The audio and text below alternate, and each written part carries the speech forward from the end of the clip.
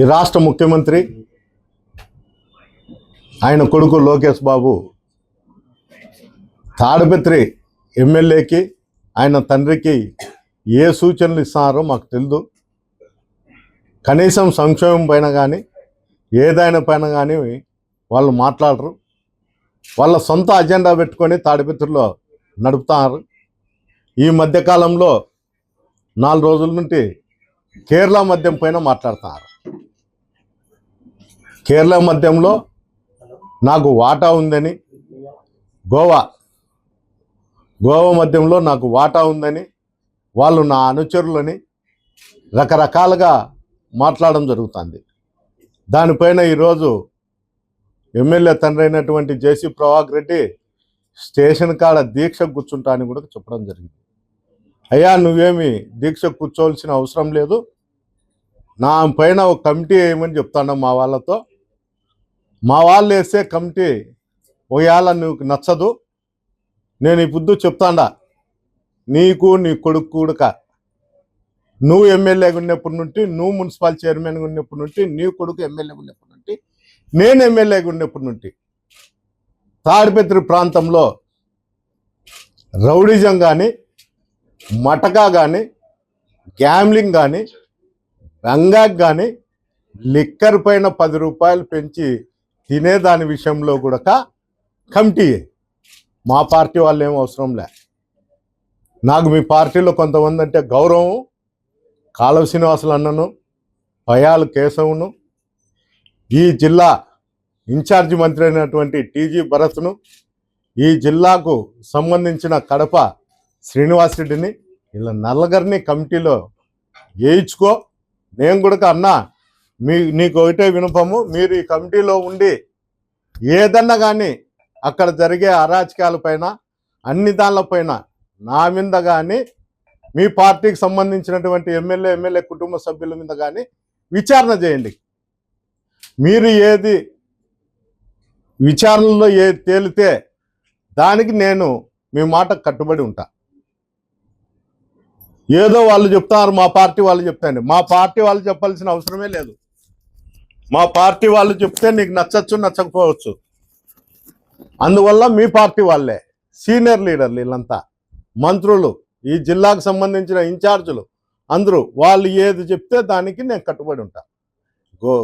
మద్యం పైన కానీ, గ్యామ్లింగ్ పైన కానీ, గంజాయి పైన కానీ, మటకా పైన కానీ, నువ్వు చేస్తున్నటువంటి రౌడిజం పైన కానీ నువ్వు గ్యాంగ్స్టార్గా వ్యవహరిస్తాను.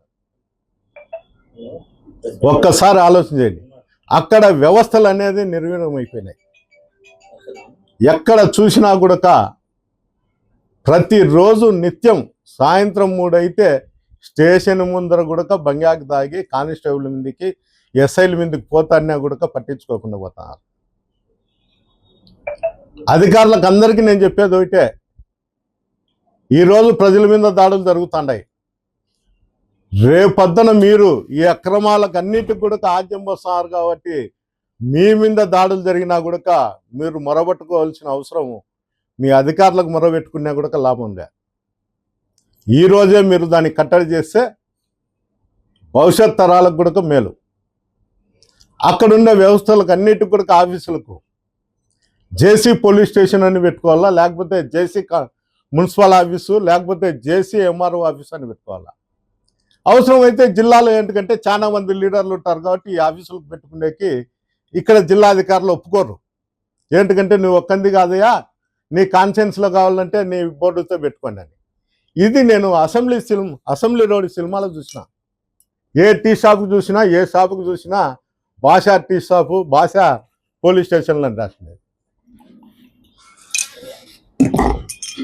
ఈరోజు తాడిపత్రిలో చూడాల్సి వస్తుంది.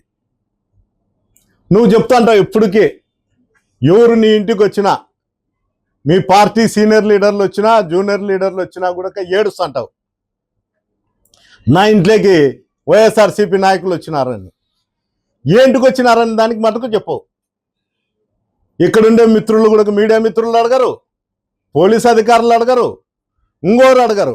ఏంటికి వచ్చినాడే మీ ఇంటికి, ఏంటికి వచ్చినారు వైఎస్ఆర్సీపీ నాయకులు అని చెప్తే మీరు మాట్లాడరు. అడిగితే అతను నోటికి వచ్చినట్లు మమ్మల్ని కూడా మాట్లాడతారు, తాడిపత్రి రిపోర్టర్లు మాత్రం మేము కూడా ఏంటికి కావాలలే, తిడితే 4 గోడల సందని తిడతాడు, లేకపోతే లేదనే పరిస్థితికి తయారైనారు. అయ్యా, నా కుటుంబ సభ్యులను తిట్టింటే,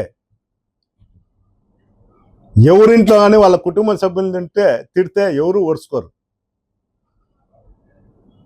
దానికి గాను మా పార్టీ వాళ్ళు కానీ ఇంకోరు కానీ వాళ్ళ ఇంటికి పోవడం జరిగింది.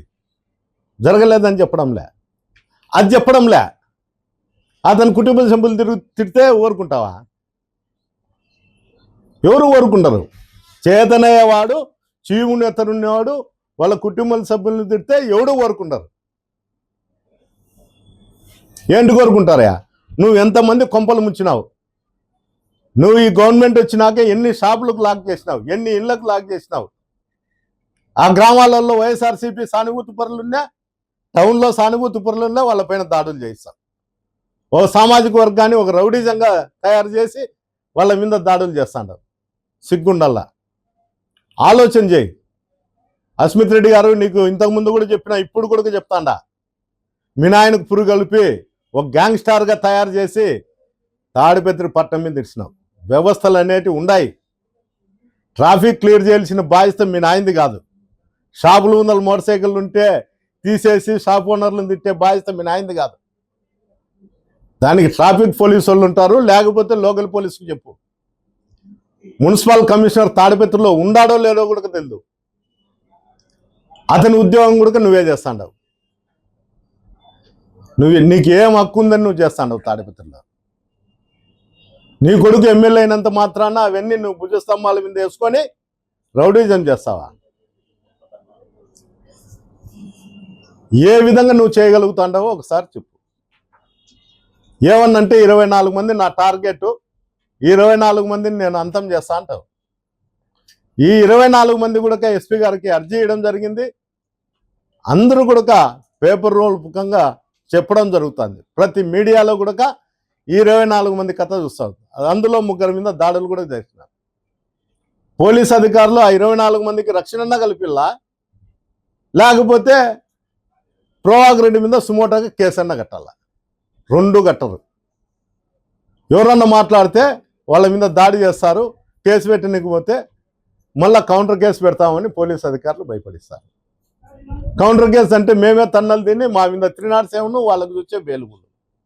ఈ పరిస్థితి మాకేంటికని స్టేషన్ల వైపు చూసేది కూడా మర్చిపోయినారు. ఏంటికంటే ఎవరు మగంలో చూసినా కూడా పోలీస్ అధికారుల మగంలో చూస్తే జేసీనే కానొస్తారు. అది తండ్రైనా కావచ్చు, కొడుకైనా కావచ్చు. ఈ విధంగా ఆలోచన ఉంటే, ఈ విధంగా అధికారులలో ఉంటే సామాన్య ప్రజలు ఏ విధంగా ఉంటారో ఒకసారి ఆలోచన చేయండి. ఇదేమన్నా ఎవరు జాగీరు కాదు. తాడిపత్రి ఏమన్నా ఈ రాష్ట్రంలోనే ఉంది? ఈ రాష్ట్రంలో లేదా చెప్పండి. ఈ రాష్ట్రంలో లేకపోతే ఏదో ఒక దీవి అయితే ఆయన చెప్పినట్లు జరుగుతుంది. ఆయన సొంత దీవి ఏం కాదు ఇది. ఈ రాష్ట్రంలో ప్రతిపక్షం ఉంటుంది, మిత్రపక్షాలు ఉంటాయి. ఈ రాష్ట్రానికి సీఎం ఉన్నాడు.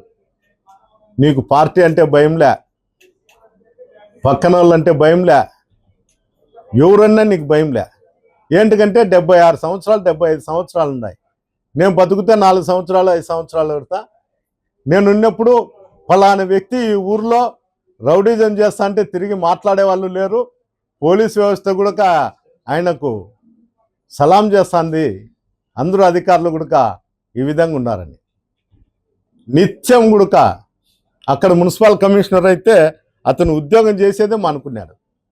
ఏదన్నా చెప్తే నీ మీద ఆయనకున్న అలవాట్లకు నీ మీద వీడియోలు ఉన్నాయి, లేకపోతే నీ పేపర్లన్నీ మా దగ్గర ఉన్నాయని చెప్తారు. అయ్యా కమిషనర్ గారు, నీకుండే అలవాట్లు ఉండే కానీ అవి ఇప్పటికైనా మానుకొని గట్టిగా ప్రయత్నం చేయి. నీ ఉద్యోగం పోతుంది నువ్వు అనుకుంటా అన్నావేమో. ఎల్లవేళ ఇదే ప్రభుత్వాలు, ఇదే రాజకీయ నాయకులు ఉండరు. పార్టీలు, రాజకీయాలు అన్నీ మారుతానే ఉంటాయి. రేపు పొద్దున పొరపాటున ప్రభుత్వం పోతే కమిషనర్ నువ్వు ఎక్కడున్నా కూడా దీని మూల్యం చెల్లించుకుంటావు. ఎంత నువ్వు బిల్లులు చేస్తున్నావంటే ఏవంటే అవి పడితే బిల్లులు చేసేది. విపరీతమైన స్కామ్లు. నువ్వు చేయకపోతే నీ వీడియోలు మా దగ్గర ఉన్నాయని బెదిరిస్తారు. వాళ్ళ దగ్గరే కాదు, నా దగ్గర కూడా ఉన్నాయి. వాళ్ళు ఇచ్చిండేటివే, వాళ్ళ వర్గంలో సంబంధించిన వాళ్ళు ఇచ్చిన వాళ్ళవే నా దగ్గర కూడా ఉన్నాయి. నాకు కొంత సభ్యత ఉంది కాబట్టి అవి నీకు పంపించే టైం వచ్చినట్టు ఖచ్చితంగా నీ సెల్లుకే నేను పంపిస్తాను. ఎక్కడుందా డంప్యార్డ్ అన్నం ఉంటే దాన్ని నువ్వు ఎమ్మెల్యే భాగం పంచుకొని డబ్బు తీసుకొని యాడ ప్లాట్లు వేసిన సాటి గుంతలలో చెత్త చదారం ఇస్తాడు. తాడిపత్రికి డంప్యార్డ్ అనేది ఉంటే అది ఎక్కడుంది? మున్సిపాలిటీ వ్యవస్థను నాశనం చేస్తున్నారు. ఏం సంబంధం జేసీ ప్రభాకర్ రెడ్డికి మున్సిపాలిటీ పైన? అక్కడ అధికారులు లేరా? అతను ఎవరికి చెప్తే వాళ్ళకి నోటీసులు ఇచ్చేది. అంటే వైఎస్ఆర్సీపీ సానుభూతి పరులకు తప్ప నోటీసులు ఎవరు ఎంక్రోచ్మెంట్ జరగలేదా? ఎవరు ఎక్కడ ఏం చేయలేదా? వాళ్ళేనా? స్టేషన్లకు పోతారు సివిల్ పంచాయతీలు, పద్దన్ లేచే స్టేషన్లలో సివిల్ పంచాయతీలు. ఇండ్ల సైతం కూడా వాళ్ళు సంసారం చేసి ఇండ్లు కూడా సచివాలయం సిబ్బందిని రమ్మనడం, ఓ అగ్రిమెంట్ తయారు చేస్తే వాళ్ళు కూడా సంతకాలు పెట్టి స్టేషన్లలో పనిచేసేసి మీరు ఫలానా రోజు ఇల్లు ఖాళీ చేయి అని చెప్పడం జరుగుతుంది. ఈ బంగాక్ బ్యాచ్ అంతా, గంజాయి బ్యాచ్ అంతా దాడులు చేస్తా అంటే కేసులు కూడా పెట్టే పరిస్థితి లేదు. ఈ మధ్య కాలంలో పెళ్లి జరిగింది, వాళ్ళ అనుచరుని కొడుకుదే. బంధువులు వైఎస్ఆర్సీపీ సానుభూతి పరులు కొంతమంది ఉన్నారు. వాళ్ళు ఉంటే మీరు పెళ్లికి ఎందుకు వచ్చినారు అని అడగడం జరిగింది. మా పెళ్లికి మేము రామా, మా అన్న కొడుకుదే పెళ్లి అని చెప్తే కూడా చేసుకోవడం జరిగింది. వాళ్ళు తిరగబడడం జరిగింది. ఆ అవమానం భరించలేక బయటికి పోయి ఈ గంజాయి బ్యాచ్ను అంతా కూడా 78 మందిని పిలుచుకొని వచ్చి పెళ్లి మీద దాడి చేసి వాళ్ళ మెడల్లో ఉండేటువంటి దండలు గుంజుకొని రమ్మని చెప్పడం కూడా జరిగింది. అదృష్టం శాతంతో అక్కడ బీసీ జనార్దన్ రెడ్డి మంత్రి గారు ఉన్నారు. మంత్రి గారు ఉండే దానివల్ల అక్కడ ఉండే పోలీసు కూడా అంతో ఇంతో అలర్ట్ అయ్యి రేపు పొద్దున ఈ మంత్రి పైన పోయి కంప్లైంట్ చేస్తే మా ఉద్యోగాలు పోతాయని భయపడి అక్కడ ఉద్యోగం చేసే పరిస్థితికి వచ్చినారు. మంత్రి నేను ఇదంతా డిస్పోజ్ అయ్యేంత వరకు, వీళ్ళందరినీ ఇళ్ళ పంపించేంత వరకు నేను ఇక్కడ నుండి ఫోన్ అని చెప్పడం కూడా జరిగింది. ఈ విధంగా పెళ్ళిళ్ళకు పోతే వైఎస్ఆర్సీపీ నాయకులు కానొస్తే వాళ్ళ మీద తిట్టడము, దాడి చేయడానికి ప్రయత్నం చేయడము, వాళ్ళ దగ్గర ఉండే బ్యాచ్లో ఉండే వాళ్ళందరి మెడలలో దండలు గుంచుకునే దానికి కూడా ప్రయత్నం చేయడం. లాస్ట్కు నువ్వు ఎంత దిగజారుతాండవో నువ్వు ఒకసారి ఆలోచించి, తండ్రి కొడుకులు ఒకసారి ఆలోచన చేయండి. కొడుకు ఏమనుకుంటా అంటే మా నాయన దోచుకునేదంతా నాకే కదా అనుకుంటాడు. అయ్యా మీ నాయన దోచుకున్నా ఎవరు దోచుకున్నా కూడా అది ఫలితం అందరికీ వస్తుంది. ఈ మధ్యకాలంలో కొత్త విద్య నేర్చుకున్నాడు జేసీ ప్రభాకర్ రెడ్డి. మా నాయన ఎమ్మెల్సీ, ఎంపీ, ఎమ్మెల్యే అని. అయ్యా ఇంకా తండ్రి పేర్లు చెప్పుకొని బతికే పరిస్థితిలో నువ్వు ఉన్నావంటే వాళ్ళు మంచోళ్ళో చెడ్డోళ్ళో నాకు తెలియదు. ఏమంటే వాళ్ళ గురించి ఎవరైనా చెప్తే తప్ప నీ మాదిరి డకాయిట్లు మాత్రం కాదు. మీ తండ్రి నీ మాదిరి డకాయిటం అయితే కాదు. ఆలోచనలు అవి కూడా పరిగణలోకి తీసుకోలేకుండా నీ ఇష్టానుసారం కుటుంబం పేరు, బంధువుల పేర్లు నాకు ఇంత బలం ఉంది అనే దానికోసం అల్లులను, మాంగారుని, బామార్దులను వీళ్ళంతా నా ఎమ్మెల్యేలని చూపించుకొని ఇప్పుడుండే జనరేషన్కు అబ్బా జేసీ వాళ్ళకి ఇంత బంధుత్వం ఉంది, మనం తిరగబడితే ఏమవుతుందో అనే ఒక అపోహ కలిగించే దానికోసం మా బంధువులు వైఎస్ఆర్సీపీలో కూడా ఉంటారంట. అయ్యా ఎవని బంధువులు ఎక్కడ ఉన్నా కూడా వైఎస్ఆర్సీపీ ప్రభుత్వం వస్తే చట్టరీత్యా దానిపైన చర్యలు ఖచ్చితంగా ఉంటాయి. ఈరోజు నువ్వు 1% చేస్తే ఆ రోజు 2% చేసే పరిస్థితికి వచ్చింది. ఇది ఎవరు ఊరుకుండే వాళ్ళు కాదు. మా నాయకుడు మాకు గతంలో ఇది నేర్పలే, ఇప్పుడు కూడా నేర్పుతాడనేది మాకు లేదు, అరికడతాడనేదే ఉంది. కానీ ఎవరు వినే పరిస్థితిలో కూడా లేరు. ప్రజలతో పాటు కార్యకర్తలు, నాయకులు కూడా విసిగెందిపోయినారు. ఎప్పుడెప్పుడు ఎలక్షన్లు వస్తాయని ఎదురు చూస్తున్నారు. ఎలక్షన్లు వస్తే మా ప్రభుత్వం వస్తుంది, మేము ఉంటాము అని ఇంత దౌర్జన్యాలు జరుగుతాన్నా జిల్లా అధికారులు కూడా చూస్తున్నట్లు వివరిస్తున్నారు. నేను పోలీసు వ్యవస్థ ఇట్లుందనుకుంటే ఈ మధ్య కాలంలో జిల్లాకు సంబంధించినటువంటి కలెక్టర్ గారు కూడా అట్లే తయారైనారు. ఇతను ఏ పిటిషన్ పంపిస్తే దానిపైన చర్యలకు అధికారులకు రాసి పంపించడం జరుగుతుంది. కనీసం ఎంక్వైరీ చేస్తామనే ఆలోచన కూడా లేకుండా. నేను నిజంగా చెప్తాను, మార్ఫింగ్ చేసినారు. ఇదో మీకు అందరికీ చూపిస్తాడా ఈ లిక్కర్ విషయంలో. ఈ పైనుండేది లిక్కర్లో సంబంధించిన వ్యక్తి, కింద ఉండేది నరసింహారెడ్డి అని మా పార్టీకి సంబంధించిన వ్యక్తి. అతన్ని తీసి ఇది పెట్టినారు. దీనిపైన పోలీసులు ఎలాంటి చర్యలు కూడా తీసుకోవడం లేదు. అంటే ఒక మాజీ ఎమ్మెల్యే మీద ఎన్ని అబండాలు వేస్తానా ఏమున్నా మేము పడిపోవాలనేది వాళ్ళ ఆలోచన. ఎందుకుంటారయా? మన బంధుత్వం, మన వాళ్ళు, మన కుటుంబం పెద్దదని చెప్పుకుంటే రాదు. అది మన మనస్తత్వం కూడా ఉండాల. సమాజం ఎట్లుంది ఆ సమాజం ప్రకారం నడుచుకోవాలనే ఆలోచన కూడా నీళ్ళు ఉండాల. ఎంతసేపు ఉన్నా నేను బెదిరిస్తే భయపడతా అంటే నా కొడుకు రోడ్డు క్లియర్ చేస్తానేమో అనుకుంటాడు.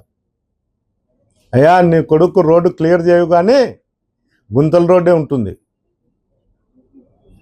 ఈ మధ్యకాలంలో 95 కేసులు ఉన్నాయి నా మీద అని ప్రతి ఒక్కరికి చెప్తా అంటాడు. వచ్చిన వాళ్ళకు, వాళ్ళ పార్టీ వాళ్ళు ఎవరు ఇంటికి పోతే వాళ్ళతో ఏడ్చడము, గొగ్గోలు పెట్టడము, వాళ్ళకి చెప్పడం నా మీద 95 కేసులు ఉన్నాయనేది. వాళ్ళ ముఖ్యమంత్రికి కూడా పోయి చెప్తాను నా మీద 90 కేసులు ఉన్నాయి. పాపం ఏందో పార్టీ కోసం ఏమన్నా కష్టపడినాడేమో అని అతను అనుకుంటాడు. ఇతని కేసులన్నీ బొగ్గుల బస్సులు, ఆ బస్సులు అంటాయి. వాళ్ళ ఆయన చేసినాడో లేదో నాకు తెలియదు కానీ ఇతను నిత్యము స్కాములతోనే బతికినాడు. ఆ 95 కేసులు ఏంటివని ఏ అధికారులు అడగరు, మమ్మల్ని అడుగుతారు. సార్ ఇట్లా ఫలానా కంప్లైంట్ అంటే మీ గవర్నమెంట్లో మీరు కేసులు పెట్టినారని. ఏ కేసులు పెట్టినారని వాళ్ళు అడగరు. వాళ్ళకి తెలిసినా నటిస్తా అంటారు తెలియనట్లు. 95 కేసులు ఉండాయి అంటే నువ్వు ఎంత స్కామ్ చేసిండల్లా, ఎన్ని వెహికల్ దొంగతనం చేసిండల్లా, అవన్నీ రోడ్లో యాక్సిడెంట్ అయితే ఎవరు దానికి జవాబుదారి?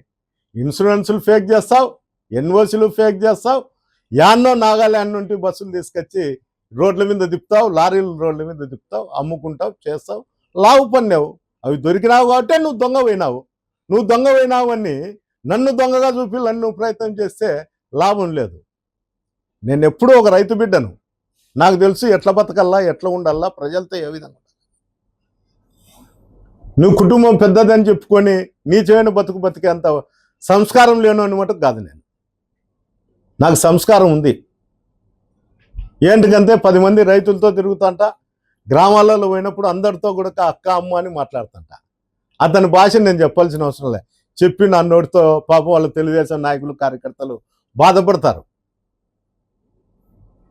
నేను ఎన్నిసార్లు చెప్పినా ఇంకా ప్రతిసారి చెప్తా అంటే ఇన్న దినం కూడా మా ఇంట్లో ఆడవాళ్ళ గురించి అయిపో తిడితే ప్రభాకర్ తిట్టినంత మాత్రాన మా ఇంట్లో ఆడవాళ్ళను అన్న గుడికి ఇది చెప్తారు, అన్న గుడికి మోజుందేమో తిట్టాలని అనుకుంటారు.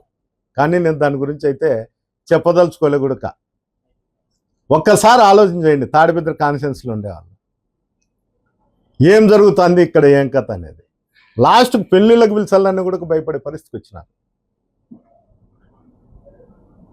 అయ్యా, ఇది అసెంబ్లీ రోడ్ సినిమా కాదు.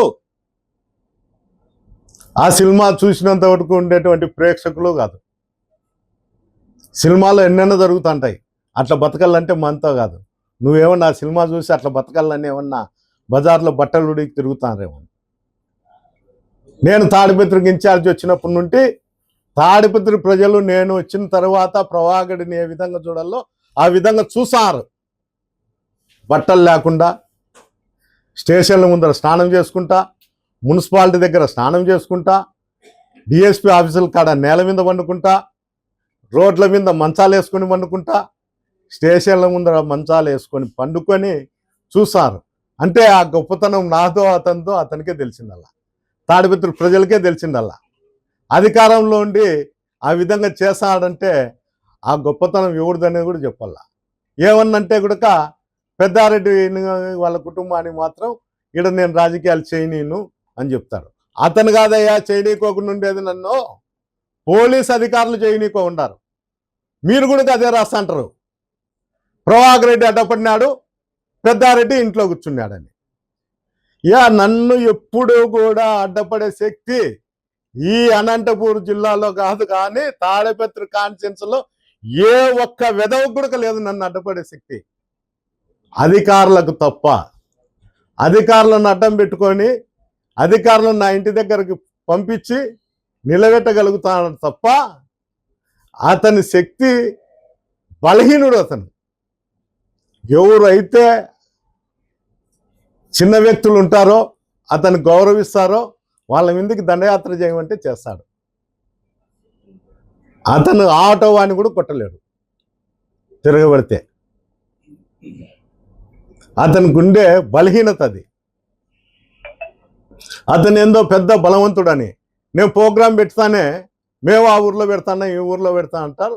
పాపం టిప్పర్ రాళ్ళు లేకపోతే ట్రాక్టర్ రాళ్ళు వచ్చి ఆ కాలేజ్ గ్రౌండ్లో ఇస్తానే పోలీస్ అలర్ట్, లాండ్ ఆర్డర్ కాపాడాలా, లాండ్ ఆర్డర్ కాపాడాలా కాబట్టి పెద్దారెడ్డి ప్రోగ్రాం చేయకూడదు. లాండ్ ఆర్డర్ నాకుండానే వస్తుంది. అదేమన్నా ఏం అధికార పార్టీ గుండా కూడా లాండ్ ఆర్డర్ రాదా? ఎవడు రాళ్ళు తగిలితే వాడి మీద చర్యలు తీసుకోండి. ఒక్క కేసు కట్టినారా? కట్టరు. భయం. అతను ఏం తిడతాడో ఏం చేస్తాడో అని. లేకపోతే అక్రమ సంపాదన అంతా నిలబడుతుందేమో, మాకు ఈ మటకా వాళ్ళను గంజాయి వాళ్ళను ఈ ప్యాకెట్ ఆడే వాళ్ళను డబ్బు ఇవ్వద్దని చెప్తాడేమో అనే భయం. ఏంటికి కానీ మీరు లాండ్ ఆర్డర్ కాపాడలేకున్నారు? ఇంత వ్యవస్థ పెట్టుకొని లాండ్ ఆర్డర్ ఏంటికి కాపాడుతుంది? లాండ్ ఆర్డర్ నాగుండానే వస్తుంది. ఏమన్నా ఎవరి గుండా వస్తుంది మీకు అందరికీ తెలుసు, అధికారులకు కూడా తెలుసు. కానీ దానిపైన చర్యలు అంటూ ఏముండవు. జీరో. పద్దన్నే మాకు రావడం, ఓ నోటీస్ ఇవ్వడం. మీరు 100 మంది వెళుతుంటే పోలీసు ఉద్యోగాలు చేయనీయకోకుండా మీరు తోచుకొని పోయినారు, అందువల్ల మీ మీద కేసులు పెడతాండాం అని కేసులు పెట్టడం. నేను పోరాడి కేసులు పెట్టించుకుంటాడా. ప్రభాకర్ రెడ్డి మాదిరి దొంగతనాలు చేసి, దోపిడీలు చేసి, రౌడీజం చేసింటే కేసులు లేవు. అతను చేసిండే 95 కేసులు కూడా లారీ బస్సులు కేసులు. అవన్నీ ప్రతి ఒక్కరికి ఎవడన్నా రాని తెలుగుదేశం నాయకుడు వాళ్ళ ఇంటికి తండ్రి కొడుకు చెరువు వారు కూర్చోవడం, వాళ్ళ బాధలు చెప్పడం, ఏడ్చడం. మా పార్టీ వాళ్ళు ఎవరైనా చెప్తే బుక్కులు పంపించారు ఇంటి దగ్గరికి. ఆ బుక్లో కూడా దానికి కౌంటర్ రాయి. నా మీద ఇన్ని కేసులు పెట్టినప్పుడు ఏ కేసులు పెట్టినారు, ఏంటికి పెట్టినారని రాయి. ఏంటికి కానీ రాయవు. నీకు ఫేవర్గా ఉంటే రాస్తావు, నెగిటివ్ ఉంటే రావు. మా వాళ్ళు ఎవరన్నా గురించి నాకు సపోర్ట్ చేసి మాట్లాడితే మీ ఇంటికాడికి వచ్చి ధర్నా చేస్తా, మీ ఇంటికి ఎందుకు వస్తా అని చెప్తావు. ఏమి అంత సులభంగా ఉంటుందే? మా వాళ్ళు కూడా లీడర్లే, నీకన్నా బాగున్నారు. నువ్వు నిన్న ఈ పొద్దు ఏదో మీ నాయన మీ తాతల పేర్లు చెప్పి బతుకుతాండేమో. వాళ్ళు వాళ్ళ నాయనగారు వాళ్ళ తాతగారు పెద్ద భూస్వాములే. మీ జేసీ వాళ్ళదంతా కూడా 30 ఎకరాలు లేదు మీ ఊర్లో. మీరు తాడిపత్రికి వచ్చినప్పుడు మీ బతుకు అదే. ఈడ మా పార్టీలో ఉన్న వాళ్ళంతా మంచిగా ఉన్నోళ్ళే, సక్రమంగా ఉన్నోళ్ళే. అందరినీ బ్లాక్మెయిల్ చేసుకొని బతుకుతాండావు. అధికారులను బ్లాక్మెయిల్ చేస్తావు, పోలీసులను బ్లాక్మెయిల్ చేస్తావు, పొలిటీషియన్లు బ్లాక్మెయిల్ చేస్తారు, నీ పార్టీలో బ్లాక్మెయిల్ చేస్తావు, మా పార్టీ వాళ్ళను బ్లాక్మెయిల్ చేస్తావు. నీ గురించి ఎవరు మాట్లాడకూడదు. సిగ్గుండాల. ఒక్కడన్నా నీ పార్టీలో నీకు సపోర్ట్ చేస్తా అంటే సరిపోయింది. నీకు చేయలేదని ఎవరికి చేయకూడదు అంటే ఎట్లుంటుంది? నువ్వు అందరితో కలిసి లేవు, అందరి మీద నీకు అనుమానమే. అందువల్ల నీ బతుకు ఇట్లా తేలింది. నేను ఒకటే చెప్తాన్నా, ఇంతవరకు కమిటీ గురించి కూడా చెప్పిన. కేశవన్నకు కానీ కాళ శ్రీనివాసులకు